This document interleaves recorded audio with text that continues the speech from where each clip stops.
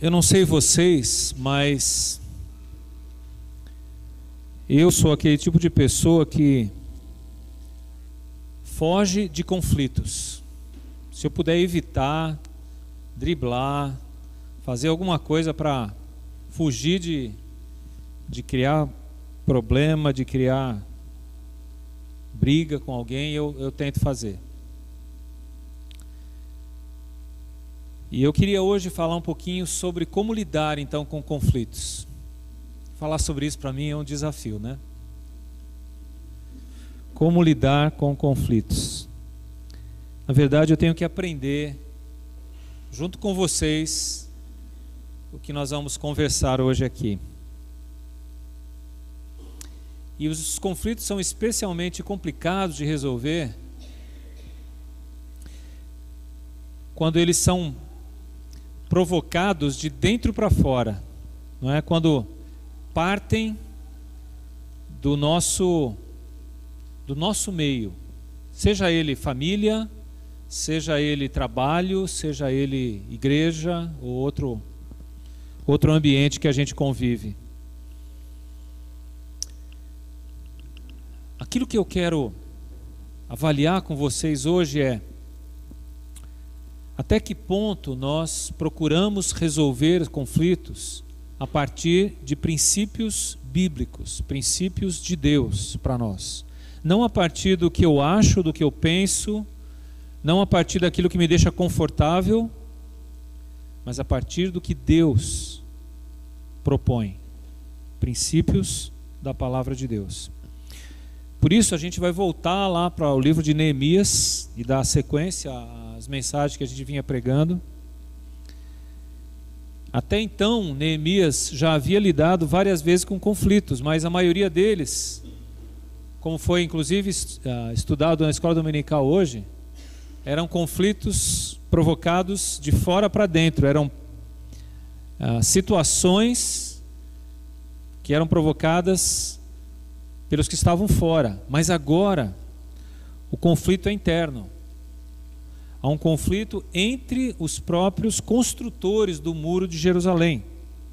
Para você lembrar só, Neemias narra a história da reconstrução dos muros de uma cidade, e mais do que os muros, a reconstrução da dignidade das pessoas, a reconstrução dos sonhos das pessoas. Então agora, de repente, um empecilho interno põe em risco que essa obra prossiga. Então eu quero ler com vocês capítulo 5, do versículo 1 até o versículo 13. Neemias 5, a partir do verso 1. Diz assim: Foi grande, porém, o clamor do povo e de suas mulheres contra os judeus, seus irmãos, porque havia os que diziam: somos muitos, nós, nossos filhos e nossas filhas, que se nos dê trigo para que comamos e vivamos. Também houve os que diziam: as nossas terras, as nossas vinhas e as nossas casas hipotecamos para tomarmos trigo nesta fome.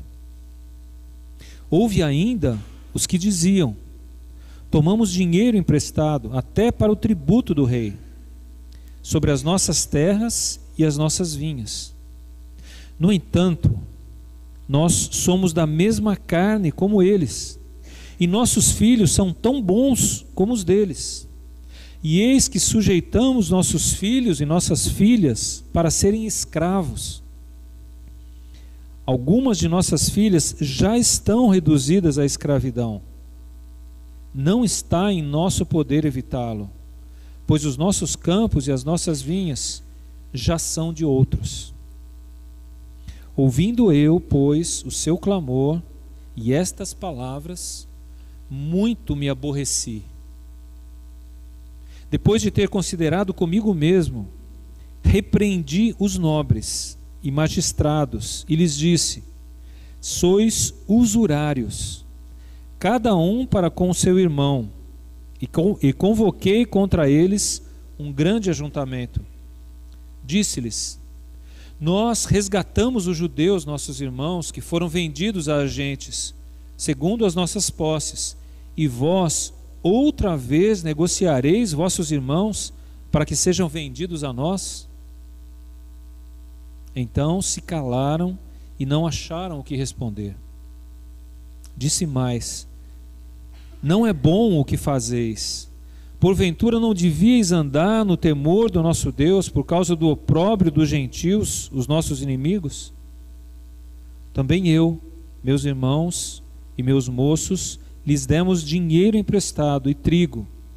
Demos de mão a esse empréstimo. Restituí-lhes hoje, vos peço, as suas terras, as suas vinhas, os seus olivais e as suas casas, como também o 100º do dinheiro, do trigo, do vinho e do azeite que exigistes deles. Então responderam: restituí-lhes-emos, e nada lhes pediremos. Faremos assim como dizes. Então chamei os sacerdotes e os fiz jurar que fariam segundo prometeram. Também sacudi o meu regaço e disse: assim o faça Deus. Sacuda de sua casa e de seu trabalho a todo homem que não cumprir esta promessa. Seja sacudido e despojado. E toda a congregação respondeu: amém. E louvaram o Senhor, e o povo fez segundo a sua promessa.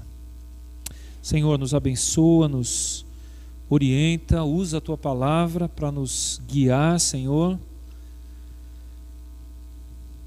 Cada vez que a gente sobe aqui para falar no teu nome, sentimos o temor do que vamos dizer, de como vamos dizer. Por isso, Senhor, reveste-nos com teu Espírito, para que esta palavra tenha não só a tua autoridade, mas seja fiel aos teus ensinos, manifeste a tua vontade, a fim de que meus irmãos sejam consolados, encorajados, confrontados pelo Senhor e levados a transformações que podem impactar não só as suas vidas e famílias, mas este mundo, essa sociedade aí fora, que precisa de exemplos, que precisa de vidas que manifestem a presença do Senhor. Então ajuda-nos, Senhor, nós te pedimos em nome de Jesus. Amém.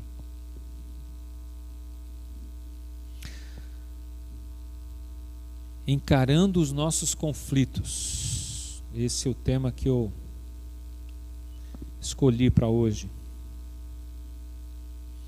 Quando a gente começa a ler a história, a gente vê, em primeiro lugar, e claramente, que o conflito já está instalado. O problema já existe.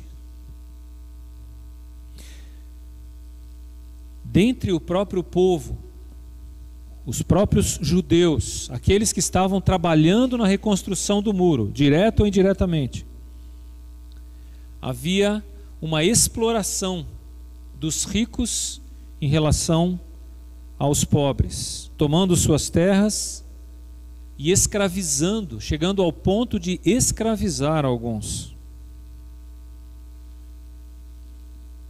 Alguns, inclusive, passando fome. Eles já não tinham mais nem o que comer em casa. O problema de trabalharem juntos na reedificação dos muros, ao invés de amenizar essa distância, só evidenciou ainda mais. Como é que eu posso trabalhar junto, fala o que está com fome, junto daquele que levou todo o meu dinheiro e me deixou inclusive sem comida e sem as minhas filhas que já foram escravizadas? Como é que eu posso trabalhar junto com ele, se ele nem olha para mim, para a minha situação?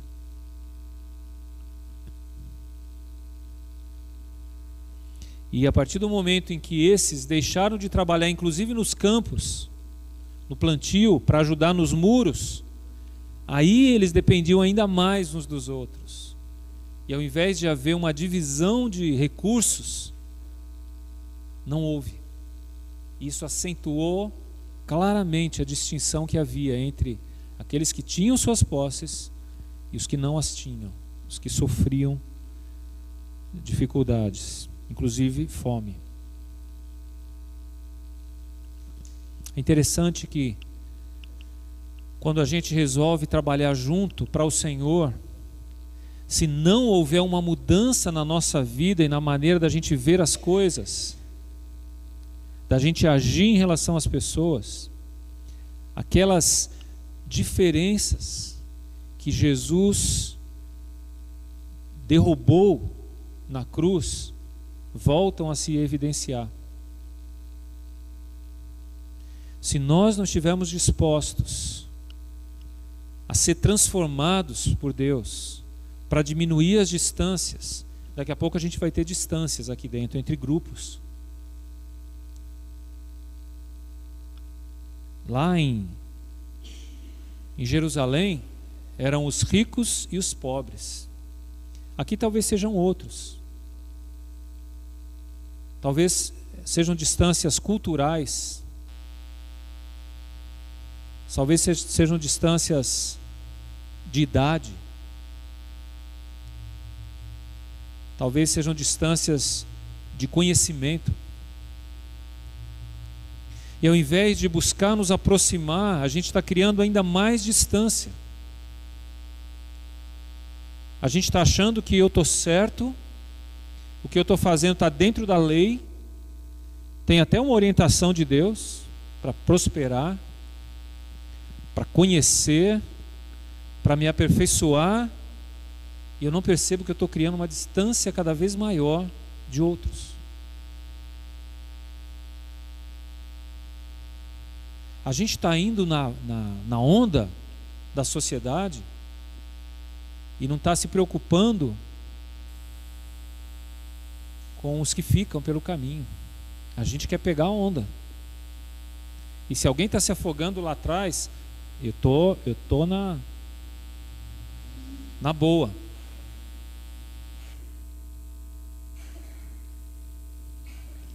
E a gente olha para uma situação como essa e fica horrorizado, como é que eles podiam negligenciar.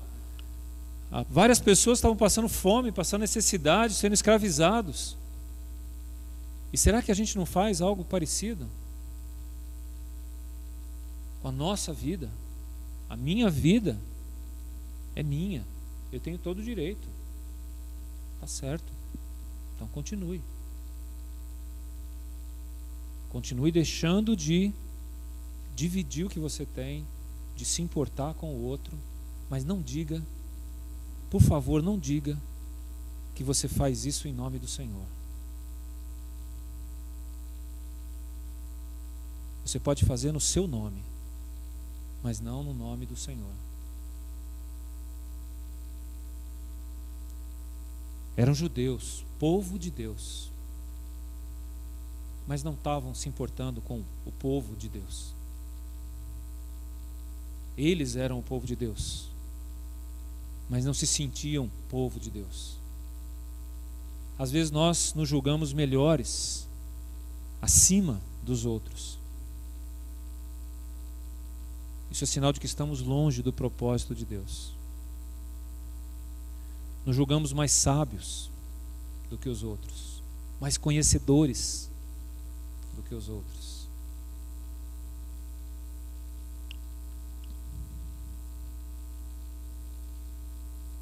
No texto há uma progressão, vocês devem ter percebido aí, há 3 grupos distintos que ele fala no verso 2, 3 e 4. Ele fala, havia os que diziam e passavam fome. Depois ele fala no 3, também houve os que diziam, perderam seus bens. E no 4, houve ainda os que diziam, os endividados. Então, grupos distintos de pessoas que estavam passando problemas, dificuldades, mas que não eram vistos por aqueles que tinham recursos. Ou, se eram vistos, simplesmente eram vistos para dizer, olha lá, não quero ser assim. Ao invés de haver uma aproximação para ajudar, para levantar aquelas pessoas, como é que eu posso servi-los com os meus recursos, com os meus bens, com o meu conhecimento, com as minhas habilidades. Não, havia uma negligência. Não, aquele grupo não quer. Aquele grupo não vai para frente. Aquele grupo não é meu papel tocar neles, trabalhar com eles. Isso chegou ao ponto, e aí no versículo 5, de que muitos foram sujeitos à escravidão. Escravidão em suas próprias famílias, de seus próprios filhos, aliás, das suas filhas. E é específico aí. As filhas já estavam sendo escravizadas, porque era assim: a filha primeiro, depois o filho, né? Bem cavalheirescos, né? As mulheres primeiro, né? Mas era a sociedade da época, valores questionáveis da época. As dívidas, por causa das terras, muitas vezes eles emprestavam recursos e davam as terras como garantia. Nada diferente do que acontece hoje em muitos lugares, né? As terras são penhoradas para que haja um empréstimo, e muitas vezes, por causa de intempéries, por causa dos inimigos que entravam e destruíam as plantações, eles não tinham como pagar os empréstimos, então suas terras eram tomadas. Eles não tinham como acompanhar os outros, então o pouco que tinham lhes era tirado. Isso só criava uma vala cada vez maior, um distanciamento cada vez maior entre esses dois grupos.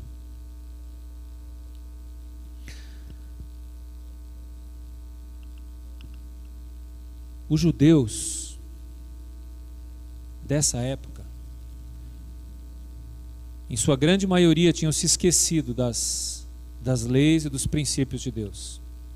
Por isso que isso estava acontecendo. Eles estavam se regendo pelos princípios de mercado. Eles estavam sendo regidos pelo valor da época, do mercado persa. E o mercado persa era famoso no mundo inteiro. E isso os levou a chegar ao ponto de vender os próprios filhos.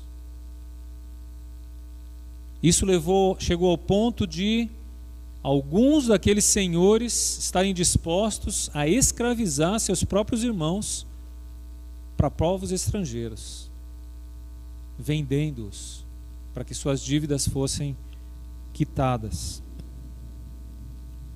As antigas leis judaicas haviam sido esquecidas. Não era mais para haver escravos entre eles. Você lembra quando começou o povo judeu como nação? Eles começaram sendo libertos da escravidão. Foi assim no Egito com Moisés. Eles eram escravos, oprimidos. E a vocação, o chamado de Moisés foi para: vai lá e liberta o meu povo. Eu não quero que o meu povo seja escravo. Eu quero pessoas livres. E novamente, os próprios judeus estavam escravizando o seu próprio povo a outros povos. Isso, gente, tem que servir como um alerta para nós. Talvez hoje a gente não vai escravizar um ou outro aqui, ou vai. A partir do momento em que há certas ideias aí hoje que dizem libertar pessoas e que na realidade estão escravizando pessoas. E a gente vive hoje a opressão da necessidade de conhecimento, né? Os estudantes aí sabem disso. Você tem que ter mais. Você tem que ter mais do que os outros. Você nunca vai se satisfazer. Você mal está terminando um curso que você está sem fôlego para terminar, está buscando ar aí, e já está pensando em fazer o próximo. A gente se acha livre e está se prendendo a um monte de coisa. A gente não tem mais liberdade para servir a Deus, para fazer o que Deus quer. A nossa vida está sendo cada vez mais controlada por outros. A gente não tem mais liberdade de tempo. A gente tenta marcar alguma coisa na igreja, não posso. Tenta marcar outro dia, também não dá. Porque a gente está escravo de um monte de atividades. E quando a gente propõe, às vezes na igreja, parar uma atividade, não pode parar.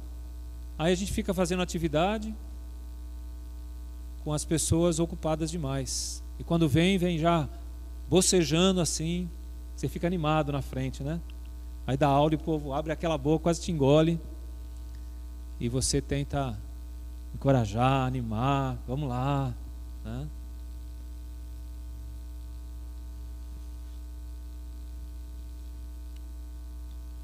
Naquela realidade, alguma coisa precisava ser feita urgentemente. Antes que a situação parasse completamente, porque os muros acabavam de ser parados, a construção não estava mais acontecendo. As pessoas finalmente estavam dizendo: a gente está trabalhando e a gente não está comendo.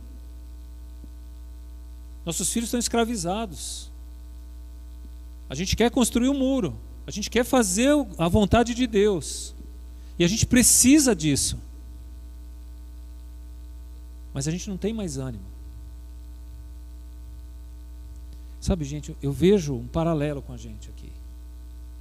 Como nós muitas vezes estamos assim. Eu quero fazer, mas eu não tenho ânimo, eu não consigo, eu não tenho tempo. Eu não tenho liberdade de fazer porque eu estou escravizado em outras coisas. Muitos estão escravizados pelo sistema, como aqui. Outros estão se escravizando porque querem coisas. Acabam se vendendo para o nosso tempo, perdendo o seu tempo, a sua liberdade.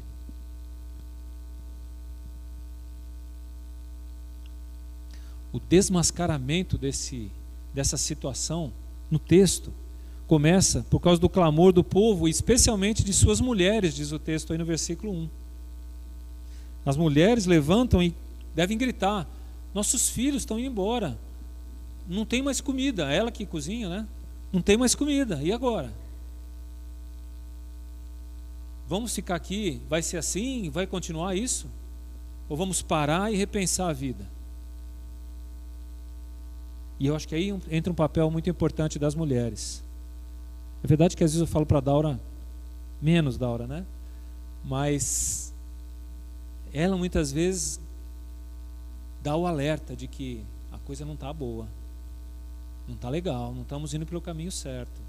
Tem coisas que não estão acontecendo da maneira correta.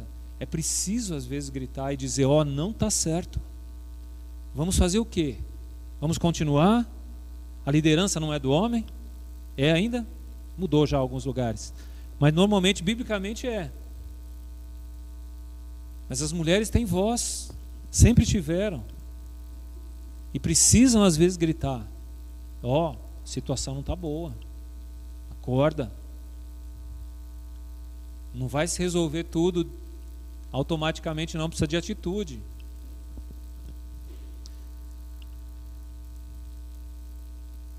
Quais são os seus conflitos?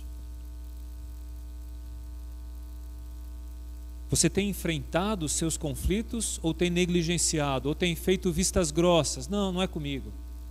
É por aí. É no geral, é todo mundo. Todo mundo e ninguém é a mesma coisa, né? Então é um problema. Mas não encara o seu problema. E o meu desafio hoje aqui, ao trazer essa palavra, é para que você encare o seu problema, o seu desafio. O que é que tem sido um conflito para você? Você tem enxergado, alguém tem gritado e te falado e você não está escutando? Então pare para ouvir. Fugir dos conflitos ou tentar negligenciá-los não ajuda. não ajuda, não vai resolvê-los. Por isso, a solução é encarar os conflitos, encarar as suas lutas, buscar soluções e não achar que o tempo vai resolver. E é interessante as reações que a gente vai ver agora, a partir de agora no texto, olhando Neemias como referência para nós. A partir do verso 6, a gente vê Neemias encarando o problema. E a primeira reação dele foi de indignação. Ouvindo eu, pois, o seu clamor e estas palavras, muito me aborreci. Indignação diante da injustiça. Você ainda sente indignação quando você vê uma coisa injusta acontecendo? Ou é assim mesmo? É parte da vida. Fazer o quê? A indignação tem movido você a tomar alguma atitude? Um dos desafios meus é fazer você sair daqui indignado hoje. Talvez você chegou aqui indignado. E é interessante como Neemias reagiu. Ele age imediatamente. Viu uma coisa que estava errada, e isso me confronta. Quem me conhece sabe, eu sou um protelador, um professor dessa área, né? De adiar, não, vai dar um jeito, não, espera mais um pouquinho, não sei o quê, em vez de atacar o problema. E eu sei que é uma luta minha, por isso é desafiador para mim falar sobre isso aqui. Mas Neemias, quando soube da situação, ficou furioso. E aí ele para avaliar as coisas. Verso 7 começa dizendo: depois de ter considerado comigo mesmo. Então ele parou, avaliou, pensou. E agora? O que eu vou fazer? Como é que eu vou reagir? Como é que eu vou demonstrar minha indignação? Qual é a forma, a maneira melhor de eu resolver, de eu atacar esse problema? E é isso que muitas vezes falta em nós. Essa reflexão que leva à ação, né, que faz a gente fazer alguma coisa e não ficar passivo. E o texto diz que ele então chama os líderes, aqueles que estavam fazendo essa prisão para as pessoas, levando alguns inclusive à escravidão, enriquecendo às custas de outros, e repreende essas pessoas, encara o problema,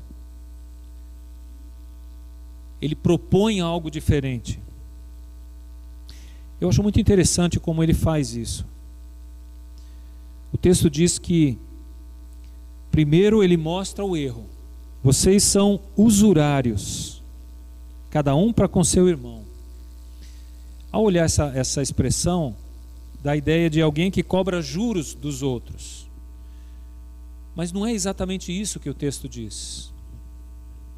A expressão é muito mais a ideia de aquele que empresta aos outros.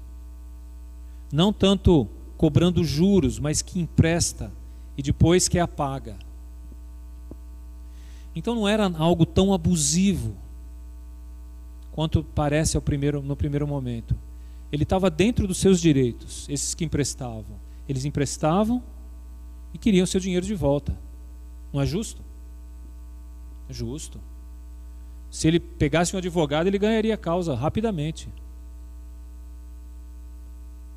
Mas nem sempre o ser justo aos próprios olhos significa ser justo diante de Deus. Às vezes a gente se contenta com, bom, todo mundo diz que eu estou certo, e lá no fundo você fala, mas eu acho que eu não estou. Eu acho que eu estou abusando. Porque ainda existe o Espírito de Deus na sua vida, que vai além da lei, além da letra, além do que os outros aí fora falam. Se o Espírito de Deus habita em nós de verdade, a gente não pode se contentar com os padrões desse mundo. Não dá. Porque o padrão de Deus é outro. Não adianta eu tentar o tempo inteiro me contentar porque eu estou bem em relação à maioria. Se os meus irmãos estão mal, eu tenho que fazer alguma coisa. Algo tem que me incomodar, eu tenho que ficar indignado com essa situação. Não posso me conformar com este mundo.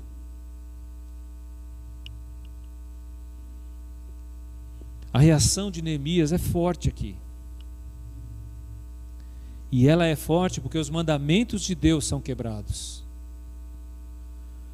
ou negligenciados em relação à maneira como eles deveriam tratar seus irmãos na questão de dinheiro, empréstimo, pagamento de dívidas. Essa mesma indignação de Neemias, eu quero fazer um paralelo com ela, entre ela e a indignação de Jesus em algumas situações. Eu quero olhar duas situações com vocês. Uma, aquela que você já sabe, que eu vou citar, não é? João 2, 14 a 16. Quando por causa de dinheiro também, Jesus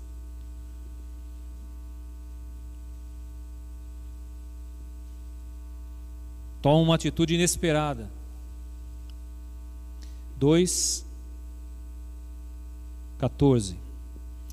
E encontrou no templo os que vendiam bois, ovelhas e pombas, e também os cambistas assentados. Tendo feito um azorrague de cordas, expulsou todos do templo, bem como as ovelhas e os bois. Derramou pelo chão o dinheiro dos cambistas, virou as mesas, e disse aos que vendiam as pombas: tirai daqui estas coisas, não façais da casa de meu pai casa de negócios. Jesus fica indignado porque estão transformando aquilo que era a casa de Deus em local de lucro, de auferir ganho. E é essa a indignação de Jesus. Como é que podem, na casa do meu pai, usar a casa do meu pai para oprimir uns aos outros, cobrando taxas abusivas? Eles vendiam por preços absurdos. Essa é a questão. A questão não é, tem alguém vendendo camisa ali atrás, né? Comércio na igreja, a Bíblia condena, né? Não é esse o princípio que está em questão. O princípio é, eu estou explorando as pessoas com o meu mau uso dos recursos. Até que ponto eu estou? E eu quero abrir esse leque aqui. Até que ponto eu estou explorando pessoas com o meu recurso, ou com o meu conhecimento, ou com a minha formação, ou a falta dela? Até que ponto eu faço ou deixo de fazer aquilo que eu deveria estar fazendo, servindo uns aos outros? Até que ponto que eu estou colocando a minha vida e o que eu tenho à disposição de suprir a necessidade uns dos outros? Até que ponto eu faço vistas grossas ao que precisa de ajuda, seja ela em que área for? Mas tem um outro texto também que eu quero ler com vocês, que é Marcos capítulo 3, verso 5, onde Jesus de novo fica indignado. Agora é outra razão. Marcos 3, 5.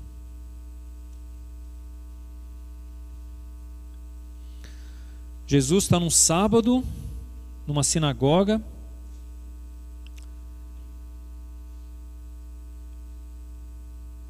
e ele vê um homem lá com uma deficiência física, e ele diz para o homem, versículo 3, vamos começar no 3, 3. E disse Jesus ao homem da mão ressequida: vem para o meio. Então lhes perguntou aos outros, aos demais que estavam naquela sinagoga: é lícito nos sábados fazer o bem ou fazer o mal? Salvar a vida ou tirá-la. Mas eles ficaram em silêncio.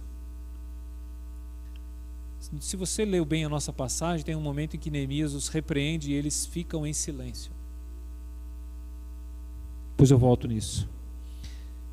Verso 5. Olhando-os ao redor, indignado e condoído com a dureza do seu coração, disse ao homem: estende a mão. Estendeu-a e a mão lhe foi restaurada.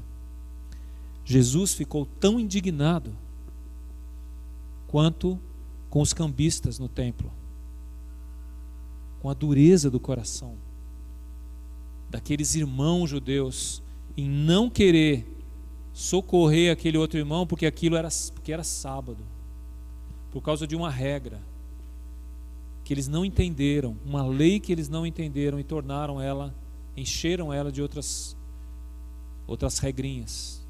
Então não pode. Jesus pergunta: não pode fazer o bem no sábado? Não pode se curar um homem no sábado? Está errado?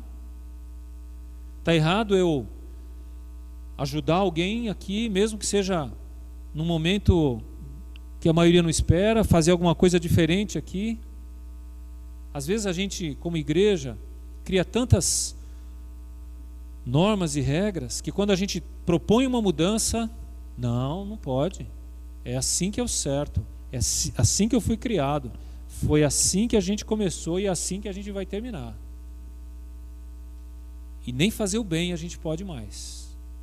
Então a gente não está disposto a mudar por causa de alguém. Não, eu estou no meu direito.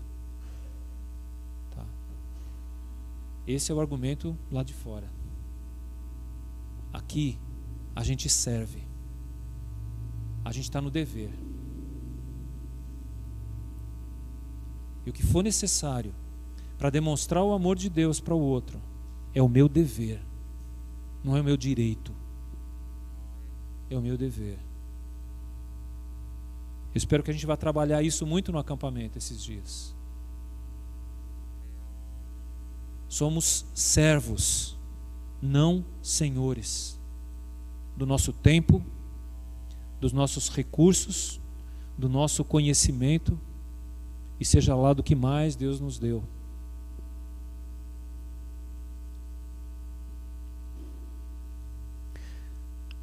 Não podemos ter medo de ficar indignado diante do pecado, diante da prática do pecado. Mas como Jesus e como Neemias, fazemos isso com moderação, com sabedoria, ficar indignado com moderação. E essa agora, hein? Como é que a gente faz isso? Eu não sei. Eu acho que eu fiquei indignado com e sem, algumas vezes.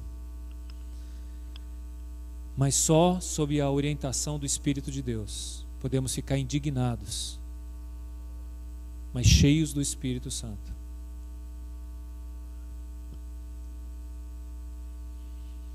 A partir do verso 7, lá, voltando para Neemias.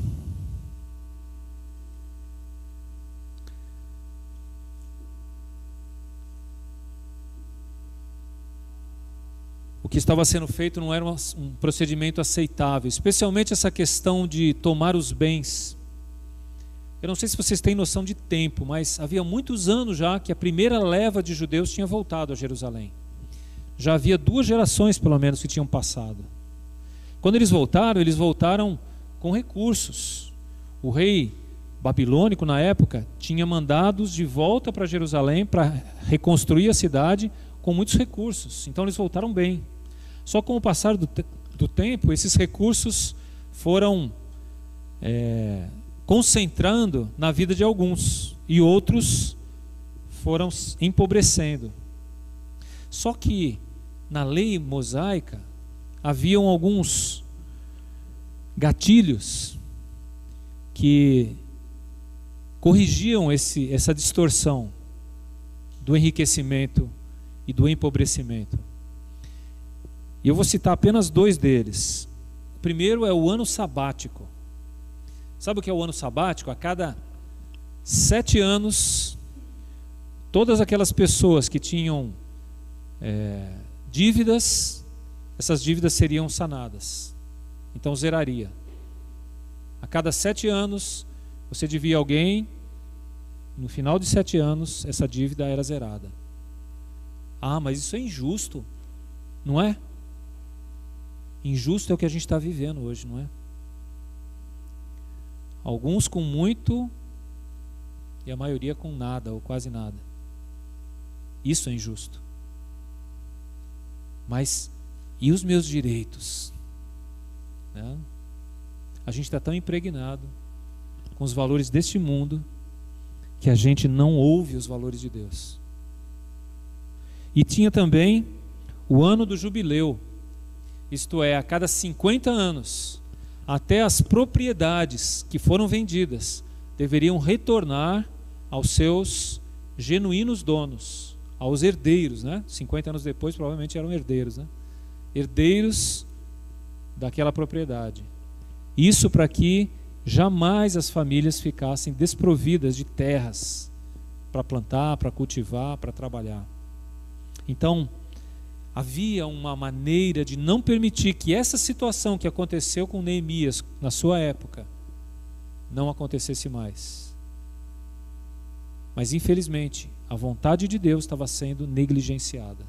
O propósito de Deus estava sendo deixado de lado. A partir daí então, Neemias começa a agir. No versículo 8, e eu vou acelerar um pouquinho aqui. No versículo 8, Neemias confronta essa questão da escravidão. Olha,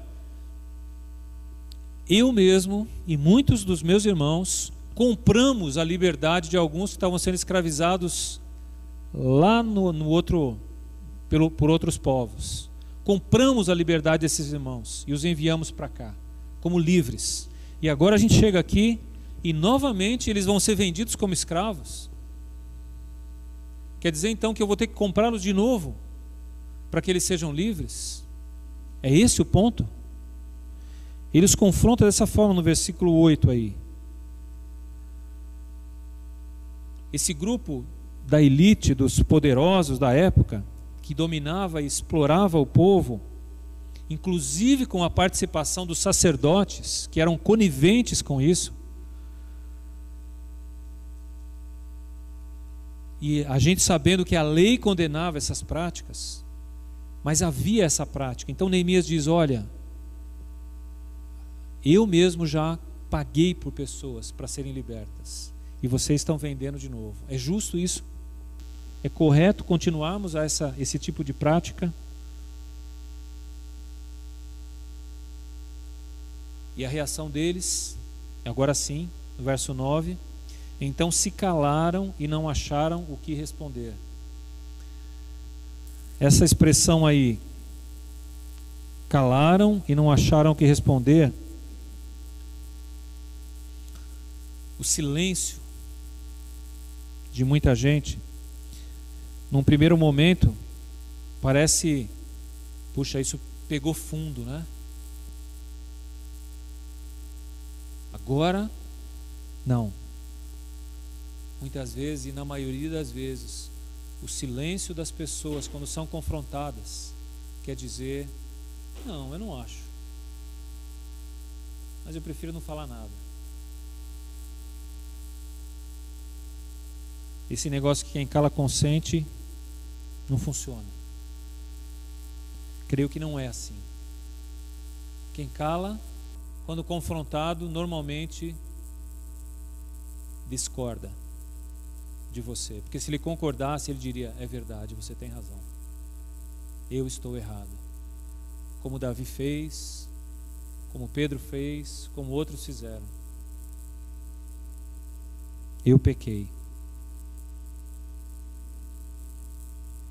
Por isso, na continuidade do texto aí, no versículo 9, a gente vê a raiz do problema. Então se calaram e não acharam o que responder. Disse mais, não é bom o que fazeis. Porventura não devias andar no temor do nosso Deus, por causa do opróbrio dos gentios? Não está faltando temor a Deus nessa história? Será que o problema não é que eu estou servindo a outro Deus? Será que o problema não é que eu estou servindo às riquezas, no caso deles? Não é que eu estou servindo ao conhecimento? Eu estou servindo a uma boa formação? Eu estou servindo a um futuro promissor? Eu estou servindo a outros deuses? Quais os deuses a quem você está servindo? Às vezes os deuses são os deuses da nossa família, os deuses do lar. E a gente faz tudo em função disso e não está pronto a abrir mão de nada por outros. Mateus 6,24, ao falar sobre as riquezas, Jesus diz: vocês têm que escolher a quem vocês vão servir, a Deus ou as riquezas. E nós temos que escolher de vez em quando. Não foi uma vez só não, quando você entregou a vida a Jesus, mas constantemente você tem que escolher a quem você vai servir, porque senão você vai se escravizar com o passar do tempo, porque somos pecadores, tendentes a nos tornar escravos, e precisamos continuamente da libertação de Jesus em nós. Não a libertação para a salvação, não é essa que eu estou falando, é a libertação para viver como filhos de Deus, para testemunhar como filhos de Deus. Somos livres para testemunhar como filhos de Deus. No verso 10 do texto, Neemias, com toda a autoridade, vai agir aqui agora. Ontem à tarde a gente estava na reunião com os diáconos, estávamos falando sobre esse tipo de autoridade aí. Talvez é o tipo mais difícil. Não é a autoridade de quem foi empossado pelo imperador, isso ele tinha. Não é a autoridade de quem conquistou a muito custo o reconhecimento, mas é a autoridade de quem, antes de impor algo sobre alguém, olha para si mesmo e está disposto a mudar. Veja o que ele diz aí: também eu, meus irmãos e meus moços, lhes demos dinheiro emprestado e trigo. E aí ele diz: demos de mão a esse empréstimo. O que Neemias diz é: olha, nós também emprestamos, mas diante dessa situação nós abrimos mão do empréstimo. O que ele vai pedir para as pessoas agora é: bem baixa na dívida dessas pessoas, libere-os. Eu fiz isso. Por isso que eu estou dizendo que essa é a fonte de autoridade que falta muitas vezes em nós. Reconhecer que nós também estávamos errados, que nós também precisamos mudar. E quando a gente reconhece, a gente como líder reconhece as nossas falhas e que nós estamos dispostos a mudar, então aí nós contagiamos outros. Se a gente não fizer isso, a gente vai ter uma enorme dificuldade de convencer os outros. Depois que Neemias faz isso, aí ele diz de maneira muito enfática, no verso 11: restituí-lhes hoje, vos peço, as suas terras, as suas vinhas, os seus olivais e as suas casas, como também o 100º do dinheiro, do trigo, do vinho e do azeite, que exigistes deles. Então Neemias categoricamente diz: agora é hora de abrir mão do seu lucro, abrir mão do seu direito, abrir mão daquilo que era seu, mas por amor a eles você vai deixar de cobrar. Até que ponto a gente está disposto a fazer alguma coisa assim? Perder coisas, tempo, sonhos para ganhar pessoas, para conquistar pessoas pelo amor de Deus pelo amor a Deus. E esse desafio que Neemias lançou aqui não era genérico. Ele exigia uma resposta. E agora eles não ficaram em silêncio. Veja, quando ouvem, quando são convencidos, quando há uma resposta a ser dada, então a pessoa se pronuncia, não fica em silêncio. E a resposta foi: restituir-lhes-emos e nada lhes pediremos. Faremos assim como dizes. Faremos isso. Nós não vamos mais cobrar deles as suas dívidas. Vamos perdoar as suas dívidas. Vamos perdoar aquilo que eles nos deviam. Estamos dispostos a fazer isso. É muito interessante, né? Se eu chegasse para um irmão ou outro aqui e dissesse assim: você tem alguma mágoa contra o outro? Não, não tenho. E aquela vez você fala: não, mas eu perdoo, né? Aí eu chego para outro e falo assim: tem uma pessoa a quem você tem que está... parece que você tem um problema com ele, tem uma dívida com ele. Você está disposto a perdoá-lo? Bom, aí é diferente, né?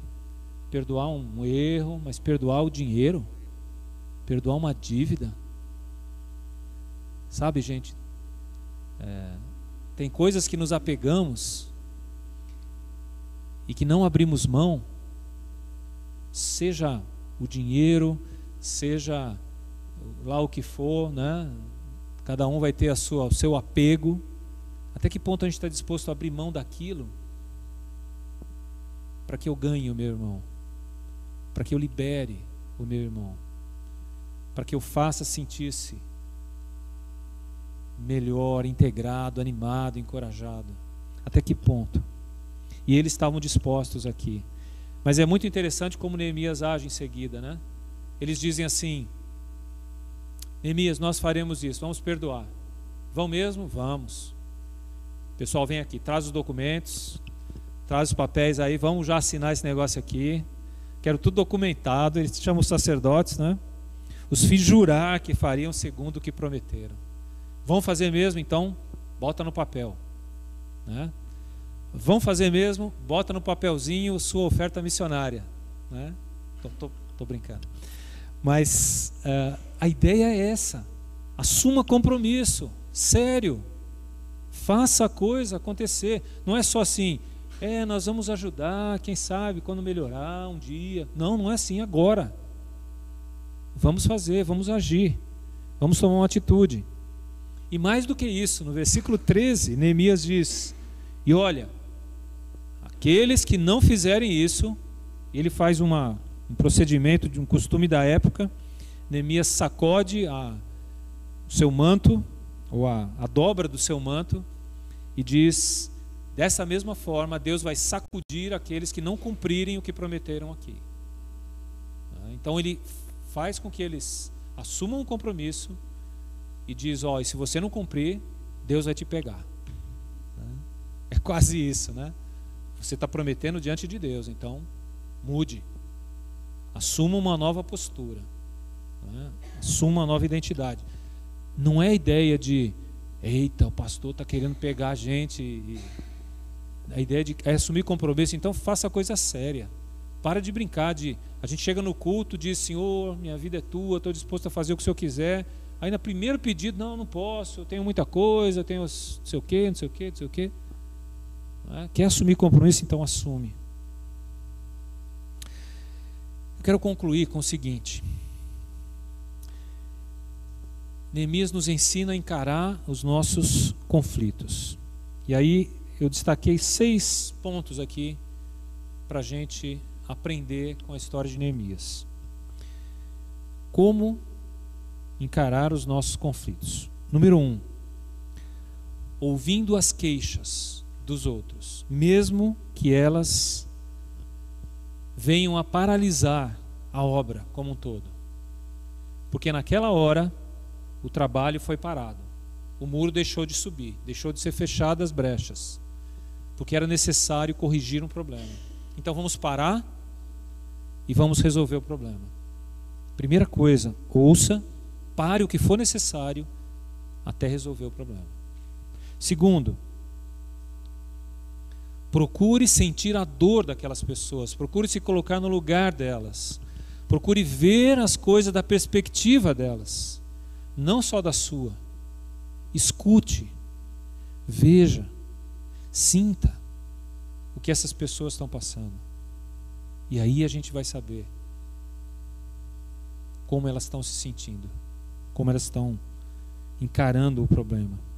Terceiro, analise a situação à luz dos princípios bíblicos, não dos seus valores, não dos valores desse mundo, mas a partir da análise dos princípios bíblicos. Você os conhece? O que a Bíblia fala sobre resolução de conflitos? Como Neemias agiu aqui, agora você sabe algumas coisas. Procure identificar a raiz do problema. E sabe qual é a raiz desses conflitos aqui? É o apego ao dinheiro. Talvez o nosso conflito seja outro, na família seja outro, no trabalho, na escola seja outro, na igreja seja outro. Mas qual é a raiz do meu conflito? Por que eu não consigo aproximar desse ou daquele? O que é que está errado em mim e nele? Eu posso mudar o meu, mas eu não posso mudar o dele. Então, se há alguém que tem que mudar para se aproximar da outra pessoa, sou eu, não é ele. E eu preciso identificar isso, o que eu preciso mudar para me aproximar, para que o conflito seja resolvido. Quarto, fique indignado diante da transgressão dos princípios de Deus. Não faça concessões. Se Deus disse, esse é o padrão. Não é o que a gente acha, o que a gente pensa. Esse é o padrão. Mas como que eu vou encarar essa dificuldade? E aí entra o poder do Espírito Santo. Só pelo poder de Deus. Porque a gente muitas vezes não vai ter coragem de dizer certas verdades, de encarar os nossos próprios temores para enfrentar o conflito.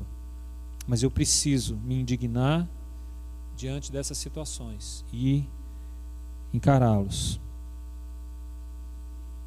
E quinto, a ponto de fazer confrontações públicas quando necessário. A ponto de estar pronto a ir lá e dizer, cara a cara, você está errado. Ou eu estou errado. Ou nós estamos errados. O que é que nós vamos fazer para resolver? Neemias foi diretamente a eles. Ele ficou indignado, pensou e foi lá. Vamos resolver o problema. Chamou todo mundo lá. Vamos resolver isso agora. Finalmente, a sexta e última.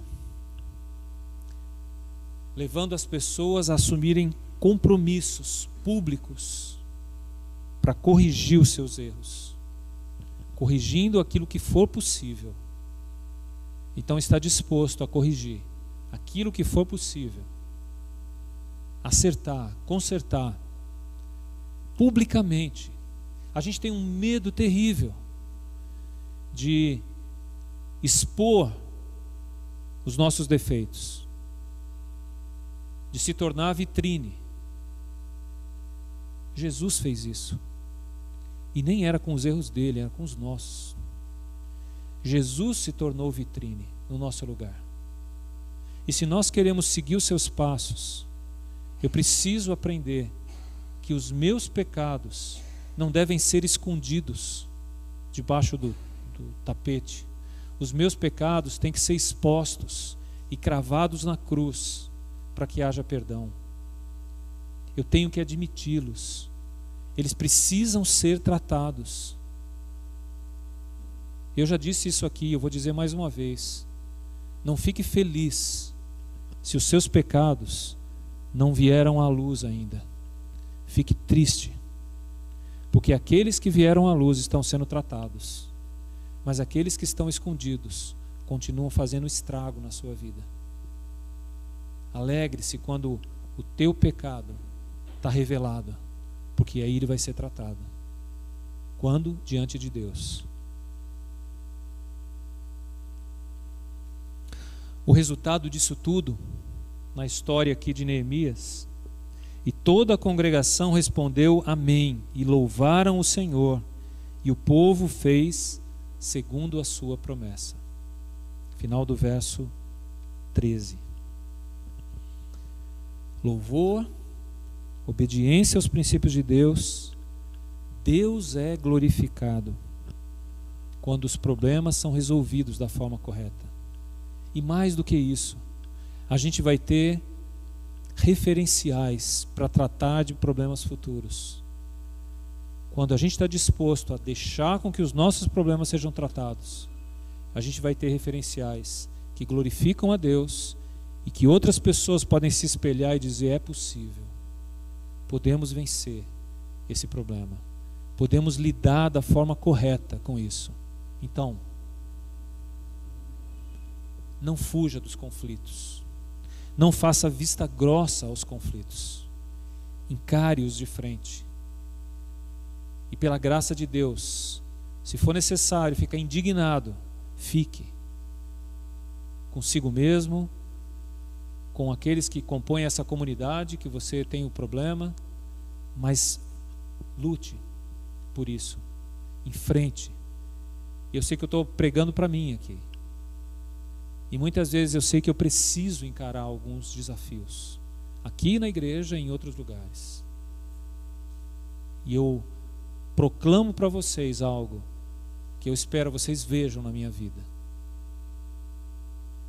Encare os seus problemas, crendo que Deus vai abrir novas portas a partir deles, abrir novos caminhos. Vamos orar?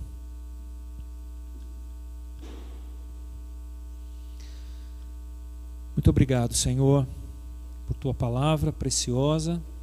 Obrigado pelos ensinos que a gente a cada dia tira dela quando nos curvamos diante do Senhor. O Senhor sabe a minha luta pessoal em encarar os problemas. Obrigado porque a tua palavra claramente põe os princípios aí. Então me ajuda agora, Deus, a praticá-los, a fazer deles parte da minha vida, assim como cada um dos meus irmãos. Aqueles que têm os seus conflitos e têm tentado fugir ou escondê-los, pedimos que o Senhor os ajude a ter a coragem no teu espírito de enfrentá-los.